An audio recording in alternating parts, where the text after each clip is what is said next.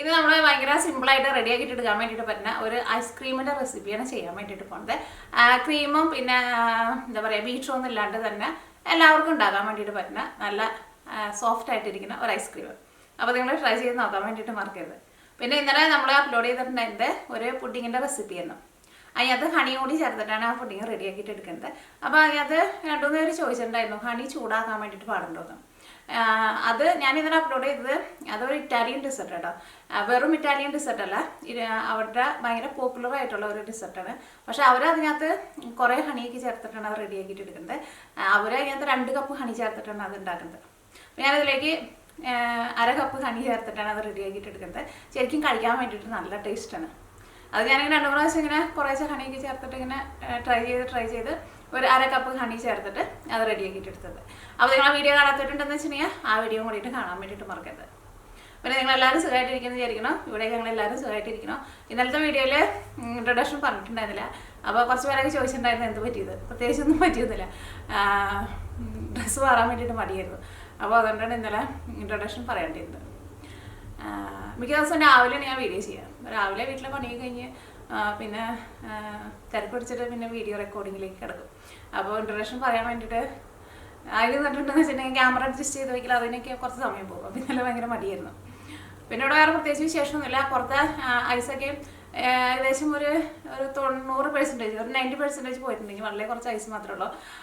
ഇനിയിപ്പോൾ കുറച്ചുകൂടി നല്ല വെതറൊക്കെ ആയിട്ട് വരും. പിന്നെ വേറെ വിശേഷമൊന്നുമില്ല. അപ്പോൾ ഇത് അങ്ങോട്ട് സമയങ്ങൾ തന്നെ നമ്മുടെ ഐസ്ക്രീം നമുക്ക് റെഡി ആക്കിയിട്ട് എടുക്കുക. ഇനി നമുക്കിത് റെഡിയാക്കാൻ വേണ്ടിയിട്ട് 3 ടേബിൾ സ്പൂൺ പഞ്ചസാര എടുക്കുക. ഇതൊരു സോസ് പാനിലേക്ക് ഇടുക. 3 ടേബിൾ സ്പൂൺ പഞ്ചസാര. ഇതിലേക്ക് 3 ടേബിൾ സ്പൂൺ വെള്ളം, സാധാരണ വെള്ളം. 2, 3. ഇനി ഇത് നമുക്ക് അടപ്പത്തേക്ക് വയ്ക്കാം. ഇനി നമുക്ക് തീ ഓണാക്കാം. ഈ പഞ്ചസാര നമുക്കൊന്ന് കാരമലൈസ് ചെയ്തിട്ട് എടുക്കണം. അത് ഭയങ്കരമായിട്ട് അങ്ങോട്ട് കളർ മാറാൻ വേണ്ടിയിട്ട് നിൽക്കണ്ട. അത് ഞാൻ ആവുമ്പോൾ പറയാട്ടോ. കാരണം ഭയങ്കരമായിട്ട് കളർ മാറിയിട്ടുണ്ടെന്ന് വെച്ചിട്ടുണ്ടെങ്കിൽ നമ്മുടെ ഐസ്ക്രീമിന് ഒരു കൈപ്രസം വരും. ഒരു ചെറുതായിട്ട് ഒരു ലൈറ്റ് കളർ വന്നാൽ മതി. അപ്പോൾ പഞ്ചസാര വെള്ളത്തിൽ ഫുള്ളായിട്ട് മെൽറ്റായിട്ടുണ്ട്. ഇത് കളറ് മാറിയിട്ട് വരാൻ വേണ്ടിയിട്ട് കുറച്ച് സമയം എടുക്കും കേട്ടോ. അപ്പോൾ നമ്മുടെ ഈ സിറപ്പ് ചെറുതായിട്ടൊന്ന് തിക്കായി തുടങ്ങിയിട്ടുണ്ട്. ഇങ്ങനെ തിക്കായിട്ട് വന്നു തുടങ്ങുമ്പോൾ തന്നെ ഇതിൻ്റെ കളറ് ഇനി ചേഞ്ച് ചെയ്യാൻ വേണ്ടിയിട്ട് തുടങ്ങും കേട്ടോ. ഇനി അതിങ്ങനെ നിറച്ചും ബബിൾസൊക്കെ വന്നിട്ടില്ലേ, അങ്ങനെ വന്നു കഴിഞ്ഞു.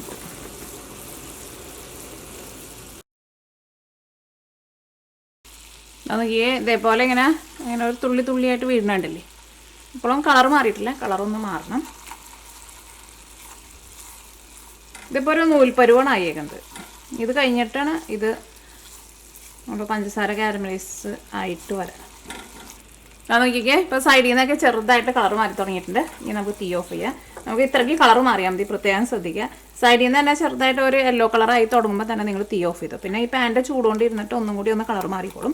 ഭയങ്കര ഡാർക്ക് കളറിലേക്ക് പോകരുത്. അങ്ങനെയാണെന്ന് വെച്ചിട്ടുണ്ടെങ്കിൽ നിങ്ങൾ ഐസ്ക്രീം ഉണ്ടാക്കിയിട്ടുണ്ടെന്ന് വെച്ചിട്ടുണ്ടെങ്കിൽ കൈപ്രാസം വരും. അത് പ്രത്യേകം ശ്രദ്ധിക്കുക. പിന്നെ ഇതിൻ്റെ ഉള്ളിലേക്ക് പുക കയറുകയും ചെയ്യരുത് കേട്ടോ.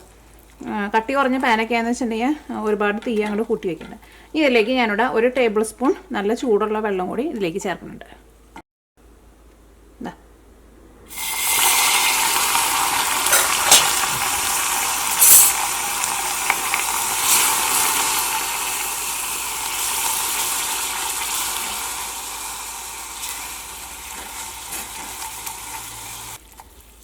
അപ്പോൾ ഇനി ഇത് നമുക്കൊരു ഇളം ചൂടാണ് നമുക്കിനി ആവശ്യം. നമുക്കിനി പാലിൻ്റെ കൂടെ ഇത് മിക്സ് ചെയ്യണം. അപ്പോൾ നല്ല ചൂടോട് കൂടിയിട്ട് ചേർക്കരുത്. ചൂട് നന്നായിട്ട് ആറി നന്നായിട്ട് തണുക്കാനും നിൽക്കണ്ട, ഒരു ഇളം ചൂട്. അപ്പോൾ അതോടെ ഇരിക്കട്ടെ, ഒന്ന് ചെറുതായിട്ടൊന്ന് ചൂടാറട്ടെ. ഇനി നമുക്ക് ഒരു മിക്സിയുടെ ഒരു ജാർ എടുക്കുക. ഇതിലേക്ക് 2 മുട്ട ചേർക്കുക. 2.25 ടേബിൾ സ്പൂൺ മൈദപ്പൊടി. മൈദപ്പൊടിക്ക് പകരം കോൺഫ്ലവർ വേണമെന്ന് വെച്ചിട്ടുണ്ടെങ്കിൽ കോൺഫ്ലവർ ചേർക്കാം. ഇതേപോലെ ഇങ്ങനെ വടിച്ചിട്ടുള്ള അളവായിരിക്കണം എടുക്കേണ്ടത്. 1/4 ടേബിൾ സ്പൂണും കൂടിയിട്ട്. ഞാൻ അടുത്തത് ചേർക്കുന്നത് പഞ്ചസാരയാണ് ചേർക്കുന്നത്. പഞ്ചസാര നമുക്ക് ഒരു 12 ടേബിൾ സ്പൂൺ പഞ്ചസാര ചേർക്കാം. പഞ്ചസാര അത്രയ്ക്ക് ചേർക്കണം കേട്ടോ, എന്നാലും ശരിക്കും നല്ല മധുരം ഉണ്ടാവുള്ളൂ. കാരണം എന്ത് സാധനം തണുത്ത് കഴിഞ്ഞിട്ടുണ്ടെങ്കിൽ മധുരം ഒന്ന് കുറയും. ഇപ്പോൾ ഐസ്ക്രീമിനൊക്കെ അത്യാവശ്യം നന്നായിട്ട് മധുരം തന്നെ വേണം. ഇതിലേക്ക് 2 നുള്ള ഉപ്പും ചേർക്കാം. ഉപ്പ് ചേർക്കണമായിട്ട് മറക്കരുത്, ഉപ്പും കൂടിയിട്ട് ചേർക്കണം. ഇതാ ഇങ്ങനെ 2 നുള്ള ഉപ്പ്. ഇതെല്ലാം കൂടിയിട്ട് നമുക്ക് ഒന്ന് കറക്കിയിട്ടെടുക്കാം. അപ്പോൾ ഇത് നല്ലൊരു ക്രീം പോലെ കിട്ടും. അപ്പോൾ അത് നമ്മൾ കറക്കിയിട്ട് തരണ്ട്. അത് കുറേ നേരം ഇട്ടിട്ട് കറക്കേണ്ട ആവശ്യമില്ല. ആദ്യം ഫസ്റ്റ് സ്പീഡ്, പിന്നെ സെക്കൻഡ് സ്പീഡ്, പിന്നെ തേർഡ് സ്പീഡ്, അങ്ങനെ 3 സ്പീഡിലിട്ടിട്ട് ഒന്ന് കറക്കിയിട്ടെടുക്കാം. അത് നോക്കിക്കേ, ഇതിപ്പോൾ നല്ല ക്രീം പോലെ ആയിട്ടുണ്ട്. അപ്പോൾ ഇനി അടുത്തത് നമ്മൾ പഞ്ചസാര കാരമലൈസ് ചെയ്ത് വെച്ചിട്ടില്ലേ, അത് ചേർക്കുക. അത് ചൂടാറാൻ വേണ്ടിയിട്ട് വെയിറ്റ് ചെയ്ത് പ്രത്യേകം ശ്രദ്ധിക്കുക. ചൂടാറിയിട്ടുണ്ടെന്ന് വെച്ചിട്ടുണ്ടെങ്കിൽ ഇത് ഇതേപോലെ ഇങ്ങനെ വെള്ളം പോലെ ഇരിക്കില്ല, തിക്കായിട്ടുണ്ടാവും. എങ്ങാനും അങ്ങനെ തിക്കായിട്ടുണ്ടെന്ന് വെച്ചിട്ടുണ്ടെങ്കിൽ നിങ്ങൾ ഒന്നും കൂടി ഒന്ന് ചൂടാക്കിയിട്ട് ഇതേപോലെ ഇങ്ങനെ മെൽറ്റാക്കിയിട്ട് എടുക്കുക. അപ്പോൾ ഇത് വളരെ കുറച്ചല്ലേ ഉള്ളൂ, അപ്പോൾ അതുകൊണ്ട് തന്നെ ഇത് ഇരുന്നുണ്ടെങ്കിൽ പെട്ടെന്ന് ചൂടാറും. അപ്പോൾ നിങ്ങൾ ഈ മിക്സിങ് റെഡിയാക്കി വെച്ച് കഴിഞ്ഞിട്ട് പഞ്ചസാര കാരമലൈസ് ചെയ്ത് എടുത്താലും മതി. കാരണം അല്ലെങ്കിൽ ചിലപ്പോൾ നിങ്ങൾ ഇത് മിക്സ് ചെയ്തിട്ട് വരുമ്പോഴേക്കും നമ്മുടെ ഈ പഞ്ചസാര കാരമലൈസ് ചെയ്തത് ചിലപ്പോൾ നന്നായിട്ട് തണുത്ത് പോയിട്ടുണ്ട്. അപ്പോൾ ഒരു ഇളം ചൂടോട് കൂടിയിട്ട് ചേർക്കണം. അപ്പോൾ ഇതും കൂടിയിട്ട് നമുക്ക് ഇതിലേക്ക് ചേർക്കണം. അപ്പോൾ നമ്മുടെ ഐസ്ക്രീമിന് നല്ലൊരു ഫ്ലേവർ കിട്ടും. ഇനി ഇത് നമുക്ക് ഒന്നും കൂടി ഒന്ന് കറക്കിയിട്ട് എടുക്കാം. അപ്പോൾ ഇതെല്ലാം കൂടിയിട്ട് ഒന്നും കൂടി ഒന്ന് മിക്സ് ആയി കിട്ടും. അപ്പോൾ ഒന്ന് കറക്കി എടുക്കട്ടെ.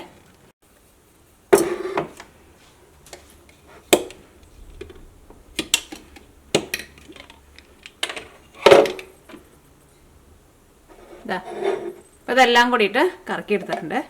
അപ്പോൾ നിങ്ങൾ നല്ല ചൂടോട് കൂടിയിട്ട് ഇതിലേക്ക് ഒഴിക്കാന്ന് വെച്ചിട്ടുണ്ടെങ്കിൽ ചിലപ്പോൾ ഈ പഞ്ചസാര കാരമലൈസ് ചെയ്ത് ചിലപ്പോൾ ഇതിനകത്ത് ഇങ്ങനെ ക്രിസ്റ്റൽ പോലെ കിടക്കും.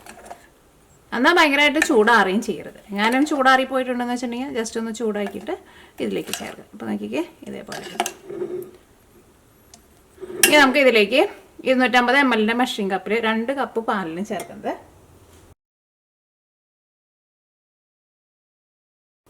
അപ്പോൾ ഈ പാലും കൂടി ചേർത്ത് കഴിഞ്ഞിട്ട് നമുക്ക് ഒന്നും കൂടി ഒന്ന് കറക്കിയിട്ട് എടുക്കാം. അപ്പോൾ പാലും കൂടിയിട്ട് നമ്മൾ ഒന്നും കൂടി ഒന്ന് കറക്കി എടുത്തിട്ടുണ്ട്. ഇനി ഇത് നമുക്ക് ഒരു പാത്രത്തിലേക്ക് ഒഴിക്കാം.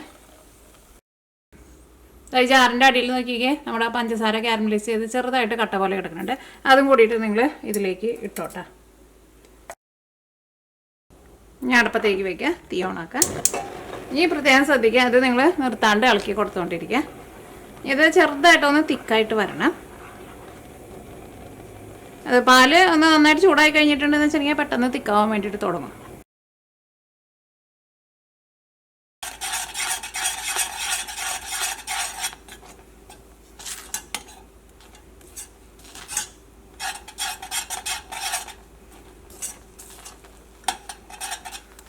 ഞാൻ നോക്കിക്കേ, ഇതിപ്പോൾ ഈ പാത്രത്തിൻ്റെ സൈഡിൽ നിന്നൊക്കെ ഇങ്ങനെ വിട്ടു പോകുന്ന തുടങ്ങിയിട്ടുണ്ട്. ഭയങ്കരമായിട്ട് അങ്ങോട്ട് കട്ടയാവാൻ വേണ്ടിയിട്ട് നിൽക്കരുത്. ഇനി നമുക്ക് തീ ഓഫ് ചെയ്യാം.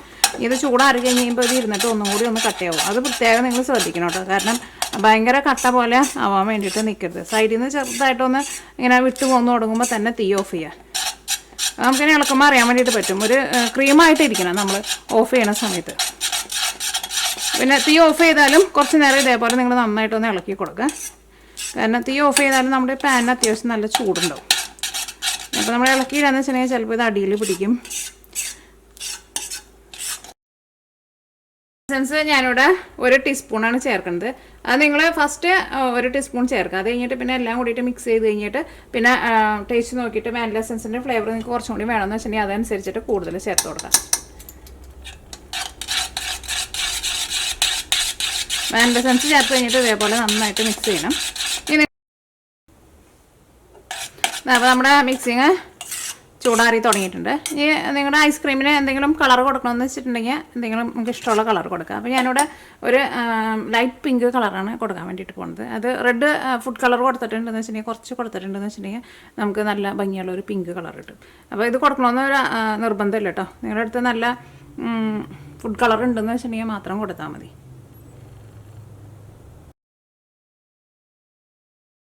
മിക്സിയിലിട്ടിട്ട് ഒന്നും കൂടി ഒന്ന് കറക്കിയിട്ടെടുക്കുക. സെയിം ജാറിലേക്ക് തന്നെ ഒഴിച്ചാൽ മതിയോ. അപ്പോൾ ജാറ് കഴുകേണ്ട ആവശ്യമൊന്നുമില്ല. ഏത് നമ്മൾ മിക്സിങ് അരച്ചെടുത്തേക്കണ ജാറ് തന്നെയാണ്. വേണമെങ്കിൽ കഴുകിക്കോ, കഴുകില്ലെങ്കിലും കുഴപ്പമില്ല. അങ്ങനെ ജാറ് കഴുകിയിട്ടുണ്ടെന്ന് വെച്ചിട്ടുണ്ടെങ്കിൽ അതിനകത്ത് വെള്ളം നനവുണ്ടെന്ന് വെച്ചിട്ടുണ്ടെങ്കിൽ നന്നായിട്ട് തുറച്ച് കളയണം. ഞാൻ നോക്കിക്കേ, ഇതിപ്പോൾ നല്ല ക്രീമായിട്ട് വന്നിട്ടുണ്ട്. ഇനി നമുക്ക് സെറ്റ് ചെയ്യാൻ വേണ്ടിയിട്ട് ഒരു പാത്രത്തിലേക്ക് ഒഴിക്കാം. അതിപ്പോൾ എന്ത് ടൈപ്പ് പാത്രമായിരുന്നാലും കുഴപ്പമില്ല. ഇത് നിങ്ങൾ ഫ്രീസറിൽ വെക്കുമ്പോൾ തുറന്ന് വെക്കരുത് കേട്ടോ. എന്തെങ്കിലും വെച്ചിട്ട് ഒന്ന് മൂടിയിട്ട് വയ്ക്കുക. അപ്പോൾ ഇനി ഇത് ഫ്രിഡ്ജിലല്ലോട്ടോ വയ്ക്കേണ്ടത്, നിങ്ങൾക്ക് എല്ലാവർക്കും അറിയായിരിക്കും, ഫ്രീസറിൽ വയ്ക്കുക. അതിന് കറക്റ്റ് ഒരു സമയം പറയണില്ല, ഒരു 8-9 മണിക്കൂർ എടുക്കും ഐസ്ക്രീം സെറ്റായിട്ട് വരാൻ വേണ്ടിയിട്ട്. നമ്മുടെ ഹസ്ബൻഡ് ഇവിടെ ഈ അടുക്കളയിൽ കബേർഡിൻ്റെ മുകളിൽ കയറി ഇരിക്കട്ടോ.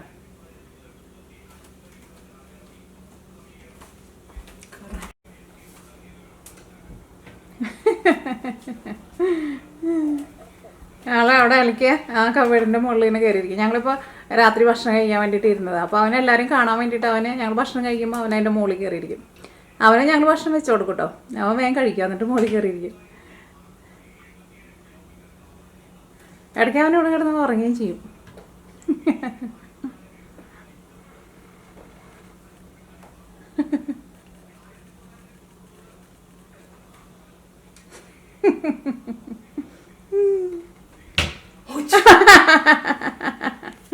ഐസ്ക്രീം പിടിച്ചു.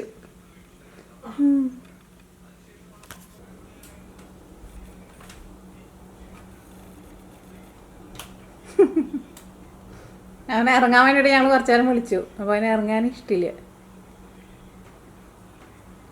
അവൻ്റെ ഓരോ കളികള്.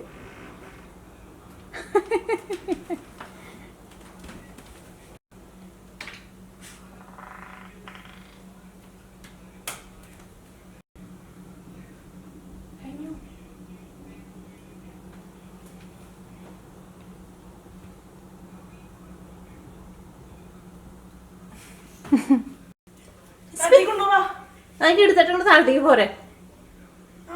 അതാവൻ തന്നെ പോയി എടുത്തോളൂടി ഇറങ്ങി കിട്ടാണ്ടാവും.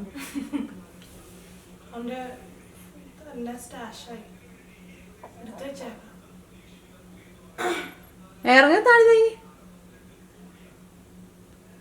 നമ്മുടെ ഐസ്ക്രീം നമ്മൾ ഫ്രീസറിൽ വെച്ചിട്ട് റെഡി ആക്കിയിട്ട് എടുത്തിട്ടുണ്ട്. ഇത് ഞാനിവിടെ ഒരു നൈറ്റായിട്ടാണ് വെച്ചിട്ടുണ്ടായിരുന്നത്.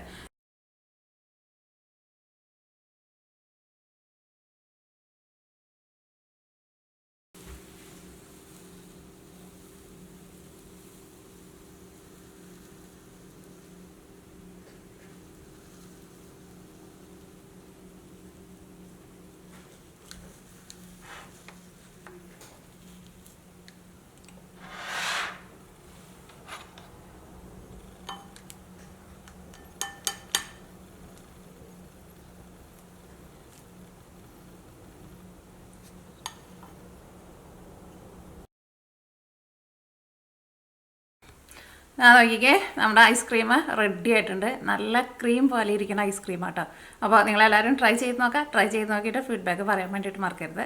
നമ്മുടെ ഐസ്ക്രീം റെഡി ആയിട്ടുണ്ട്. നല്ല ക്രീം പോലെ ഇരിക്കുന്ന ഐസ്ക്രീം ആട്ടോ. നമ്മൾ ഫ്രീസറിൽ വെച്ച് കഴിഞ്ഞാലും അങ്ങനെ ഐസ്ക്രീമിൻ്റെ ഉള്ളിൽ ചിലർ പറയുന്ന ഒരു പരാതിന് ക്രീം ഇല്ലാണ്ട് ഉണ്ടാക്കുമ്പോൾ അതിൻ്റെ ഉള്ളിൽ ഇങ്ങനെ ഐസ് ക്രിസ്റ്റൽ പോലെ വരുന്നത്. പക്ഷേ ഇതേപോലെ നിങ്ങൾ ഉണ്ടാക്കിയിട്ടുണ്ടെന്ന് വെച്ചിട്ടുണ്ടെങ്കിൽ ഐസ് ക്രിസ്റ്റൽ പോലെയൊന്നും വരില്ല. നല്ല ക്രീം പോലത്തെ അങ്ങനത്തെ ഒരു ടെക്സ്ചർ തന്നെ നമുക്ക് കിട്ടുകയും ചെയ്യും.